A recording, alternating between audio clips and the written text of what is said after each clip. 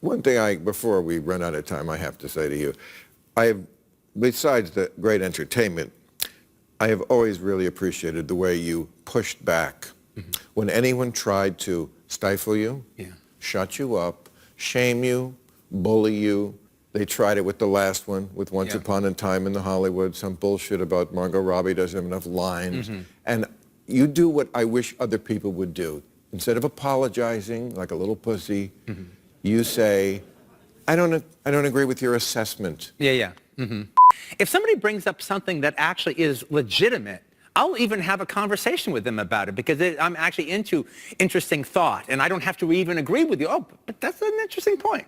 Right. That's an interesting point. But, you know, but there has become a thing that's gone on, it seems like in this, especially this last year, where, what's the word I'm looking at? Ideology is more important than art. Way more, certainly to the awards. Yeah. And it's just, you know, it's like, you know, ideology trumps art. Ideology trumps individual effort. Ideology trumps good. Ideology trumps entertaining. There's two kinds of movies, virtue signalers and superhero movies.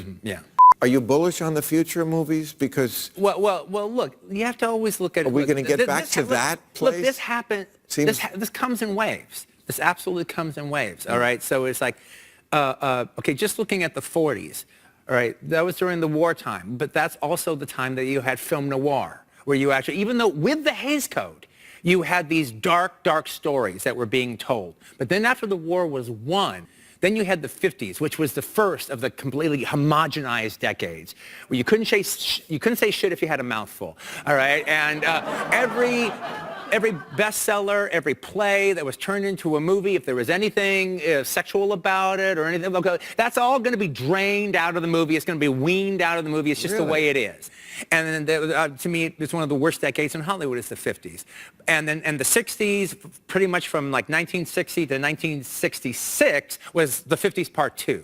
But then what we think of as the 60s starts in about 67, and that's when New Hollywood comes out.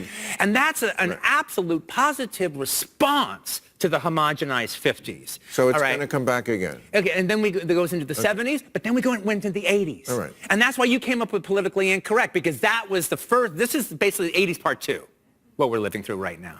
Well, I'll just take one more go at it. There's going to be a new golden age. Please be there and part of it. All right. Great to see you again.